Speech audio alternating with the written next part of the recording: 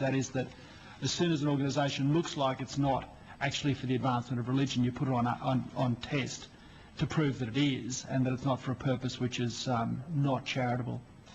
Well, the UK approach is to say, show us your public benefit, and public benefit can be a place for people to worship, the act, in terms of spiritual enlightenment and a whole range of associated issues. Can I just go to an issue? You've said in your submission that under the heading the common law, the pursuit of business purposes is not charitable at common law. How does that work in with the High Court's decision in the Word Ministries case? What's your understanding of that decision?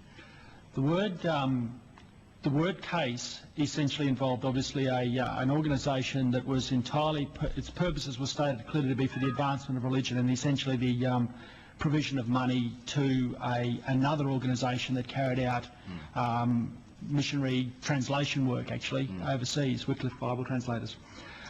In that decision, the court said that if the purpose of the organisation is the advancement of religion, then it's clearly for a charitable purpose. Word Investment ran everything it did was for the purpose of funding the work of Wycliffe Bible translations. There was no doubt that its purposes were for the advancement of religion. But where does that end, though, in terms of on a continuum of that? That means that if and those businesses ran with the benefit of a tax-free status. That's correct. So if and leaving Word to one side, but does that decision mean that so long as your profits are going for the advancement of religion or some other charitable purpose, you could run a printing business, you could run a catering business, you could run all sorts of businesses. Isn't there an unfairness there in terms of those businesses that have to compete in the marketplace without the benefit of a tax-free status? Putting aside FBT, because I think there's some debates to be had about FBT, as a general proposition, any organisation in Australia that puts all of its resources to charitable purposes is entitled to exemption, however it's structured. You with me? Yes. So if that's so, then there's no benefit, aside from the FBT debate, to be had. Because any organisation, my firm, for example, if it traded as a trust and funneled all of its money to charity, as Word Investment did, would again have the same net effect. So the debate is always about purposes, not about activities. But there could be problems there in terms of unfairness in the marketplace for those businesses that don't have the benefit. A commercial business that has to pay its taxes like everyone else.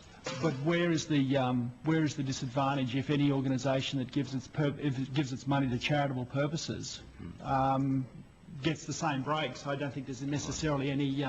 This is a trade practice issue that they can undercut the competitors that are paying tax like everyone else. Where is the undercutting or benefit? It isn't there, other than in the FBT debates regarding hospitals and so on. I don't think that holds up to theoretical argument. Can I just direct you to a couple of authors on that point? This debate has been fought in the US in particular, and Rob Atkinson, Professor Rob Atkinson out of the University of Florida, has done some good work on the unrelated business tax, and there's another paper came out recently. Perhaps on notice, Mr. Turner. Evelyn Brodie, Deborah Morris from the UK.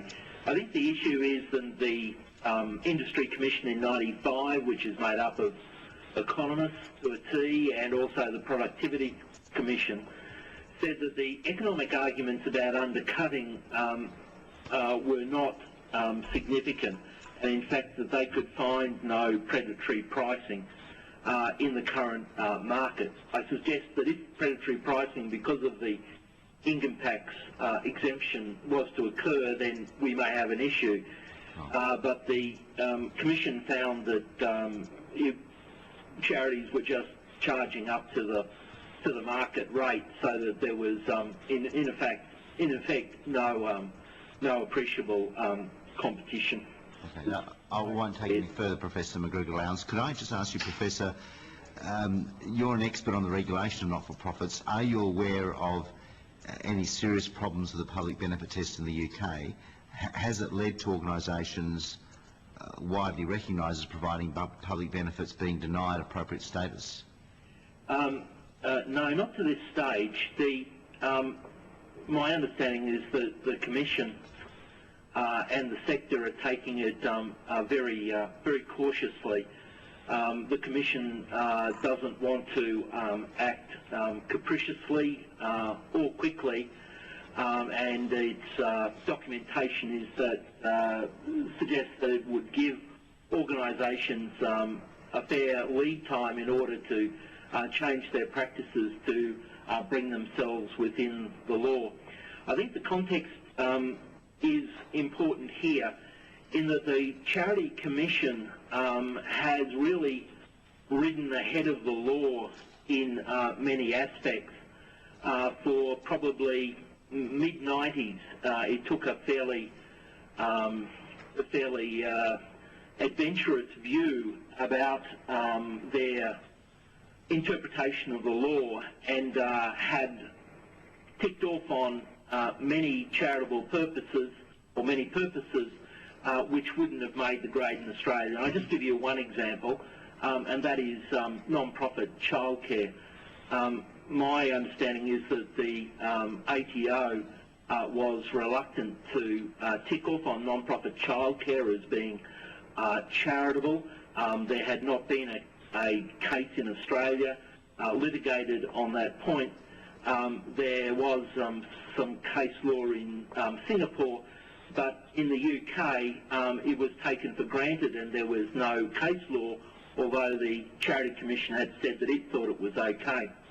The Charity Commission, there are very few cases that have actually gone to court from Charity Commission decisions, and this is, I think, because it is expensive to go to court, but the Charity Commission has worked with the sector and the major stakeholders to consult and talk through these issues, and their rationale for taking the law in the direction that it's been taken, or their interpretation, has been largely agreed by people, and there's been relatively little contra to their decision making. And so the law has crept forward, or the Charities Commission interpretation of the law has crept forward, and the recent Act has put a statutory basis under much of that creep. We haven't had that creep in Australia. Basically, the ATO has been, I think, a pretty good guardian of the traditional, very traditional and conservative view of charities. So we haven't seen some of the innovations there. So that provides a bit of context to that. Will we see some trouble in the future? I'm going to be very interested to see what the new government does there, and with charities, and whether there is in fact any politicisation of the definition of charity now that it's sort of out of the hands of common law judges, and there is a statute, and that statute can quite properly be changed by Parliament, and whether it does arise that they actually change definitions of what's in and out. Senator Cameron. Yeah, Professor Lowndes, the evidence that we've had from the UK Charities Commission is that they rely on case law, and that there is also an appeal process available, and that appeal process goes to the level, there's two different levels of appeal process. One of those levels is a High Court judge. So I'm getting the impression from you to say that, you know, all this common law approach has been ditched, but if you've got a High Court judge sitting in an appeal process, I'm sure that the common law won't be dismissed. No, that's right, and it's a charity tribunal, and I think they've had a handful of cases, and that's a new institution. Before you'd have to go through the ordinary courts, and there was little to no significant cases for the last decade going through the British courts. My view is that it's a nice legal distinction, is that England hasn't codified their law. They've allowed the common law to still form a basis under it, provided that statute law will override where it conflicts, and that's not a code. A code like the classic French code, that is the law, and judges interpret that, but not in relation to the common law principle.